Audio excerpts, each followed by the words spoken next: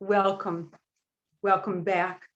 And thank you as always for joining this ongoing journey through what continues to be a confusing and challenging time. Even as we crave some sort of normalcy as we move through this time, it seems that every week brings new shocks and new adjustments as the virus and our world keep changing, evolving, and presenting us with new demands, new understandings, and new accommodations. I am sharing this week's thoughts with you from Minneapolis, where I arrived just a few days ago in order to help my daughter and son-in-law with childcare this week. While I have traveled a bit during this pandemic, I have managed to do so by driving, even to Minneapolis with an overnight stop in Chicago. Due to the constraints of my schedule, however, this time I flew to Minneapolis, which was the first time I stepped into an airport since February of 2020. I am somewhat embarrassed to share with you that the prospect of flying sent me into full panic mode.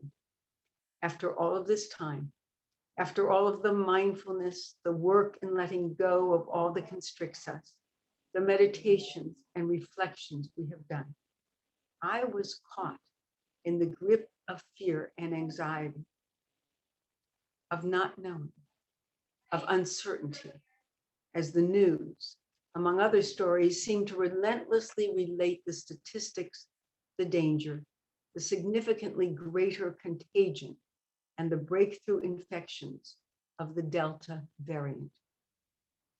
I consulted with my physician, who believed that with masking properly, without eating or drinking on the plane, with being careful, and since I was vaccinated, I could go with minimal risk. Clearly, I did go, and I'm very glad to be here, but I appreciate anew how difficult this entire experience has been, how vulnerable we all feel, and how close we are to a sense of disaster.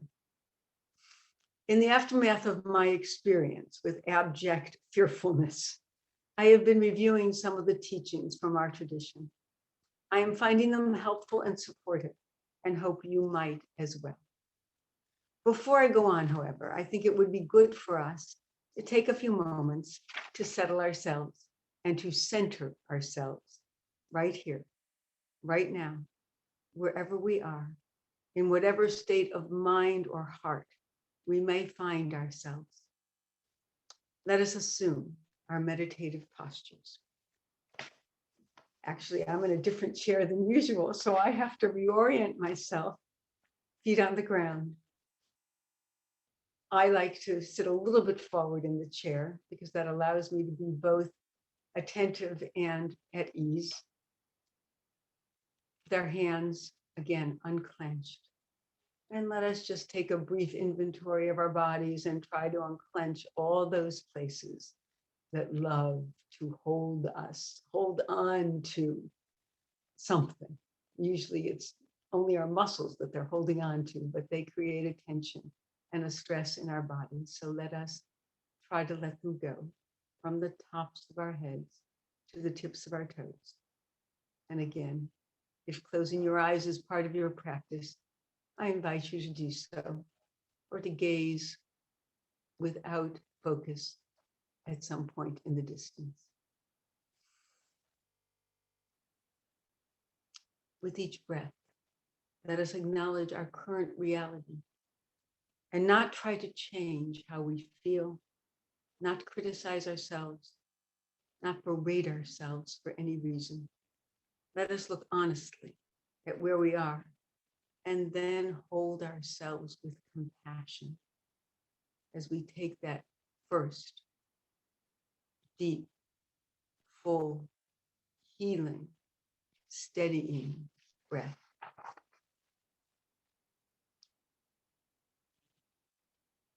And feel it just become our bodies, that breath. We concentrate on it. We focus on it. We feel it filling us.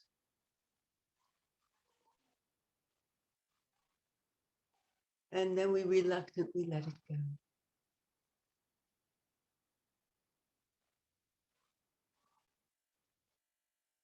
I hope the external noise is not getting to you. I have very little control over this environment.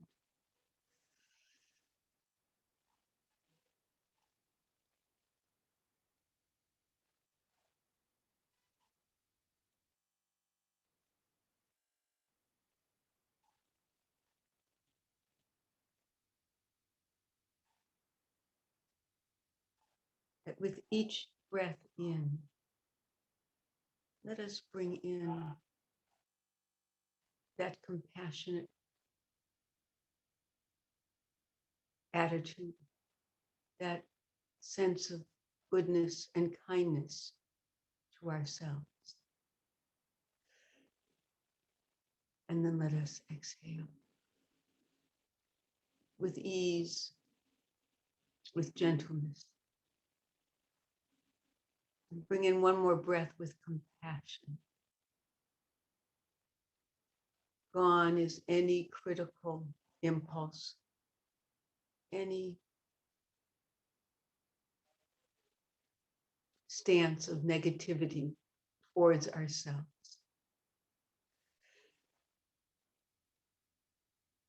We hold ourselves with love wherever and however we are.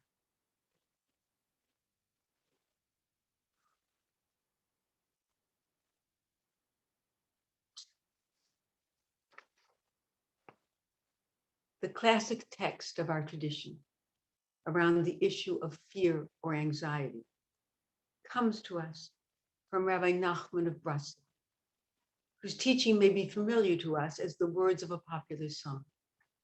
You may remember it. Excuse me. Kol ha'olam kulo gesher tzar mod, gesher tzar mod, gesher tzar mod. And then it goes, v'ha'ikar, v'ha'ikar lo lefa. You should be in a different key.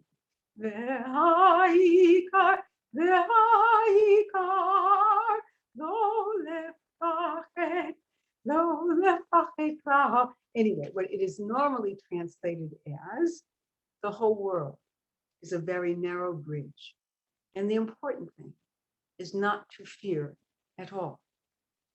That, in fact, is not an accurate translation of what Rabbi Nachman said. A closer rendering would be, the whole world is a very narrow bridge. And the important thing is not to make oneself afraid. Not to make oneself afraid. Not to live in a constant state of fear. Not to act and think and make choices from a place of fear. This is a very different teaching than the altered words of this song. As Rabbi Rachel Barenblatt has written, who among us can live by the motto, not to fear at all? Sometimes fear is the only reasonable response to the situation in which one finds oneself. Sometimes fear is necessary. Sometimes fear is inevitable. And pretending that one isn't afraid, trying to pretend any emotion away, no matter what it might be, is not spiritually healthy, or I might add, helpful. But the important thing is not to make oneself afraid, or not to live from a place of fear. This I understand, and is something to which I can aspire. Reb Nachman isn't teaching that we should hide our fear from ourselves, or pretend we never fear, or berate ourselves when we do feel fear. What's important is that we not allow the fear to rule us. What's important is that we not allow our fears to limit us, to dictate the shape of our hopes, our dreams, or our choices. Rabbi Barenblatt shares further, there will be times in every life when the world feels like a narrow bridge over a deep chasm, a fragile and uncertain pathway with risk on every side. In those times, we're called not to renounce fear, but to inhabit it and to remember that if we don't let our fears rule us, we will be able to cross over to the other side. I can attest anew how all-consuming fear and other powerful emotions can be. We need only to think of the intensity of love or anger, of hunger, jealousy, or despair. The feelings, the sensations seem to become the whole of us. We cannot emerge from them while they rage. We cannot break free of their grip. We feel helpless and often negative about ourselves while we are seemingly paralyzed by the emotion that we cannot overcome. This is where Nachman of Bratslaw's teaching can be so helpful. We can acknowledge that we are feeling fearful, terrified even, but that our feeling is not us or who we are. It will pass. It will subside, even while we cannot imagine it doing so, as consumed as we are by its control. But this is exactly where we have agency.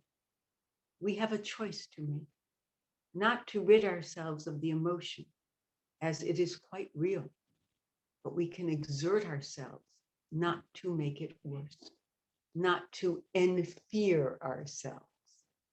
We can acknowledge, but we do not have to give over our power, our will, our freedom to choose.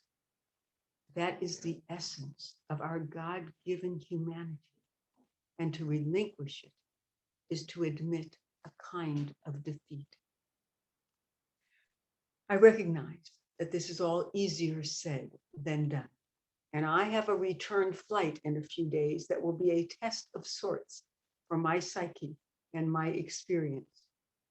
I aspire to change in the direction towards which Rabbi Nachman points. I believe that is one way to turn at this time of the Jewish year. It is a goal to be in charge of our lives and not to let unchecked feelings rule us. That is the goal of these weekly moments of meditation, to cultivate the ability to live in this moment, to exert our most positive selves at any and all times. It is one more way to access our God-given strength, intention, and function.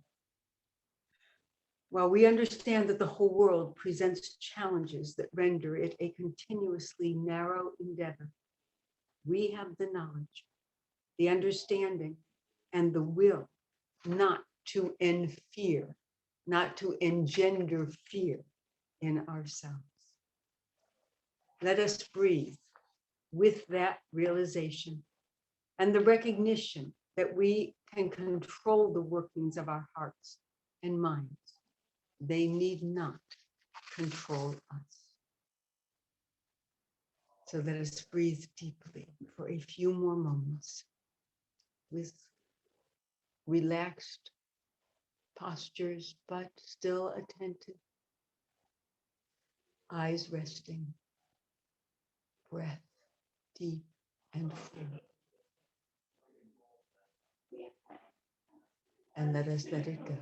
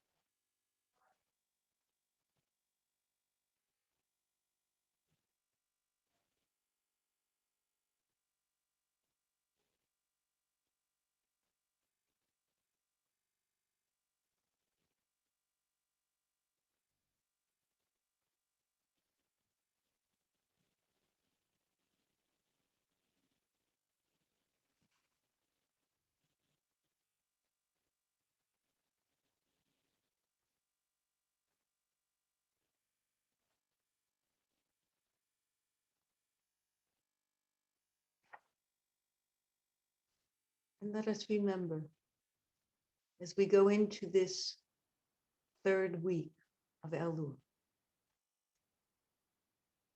that the whole world may be a very narrow bridge.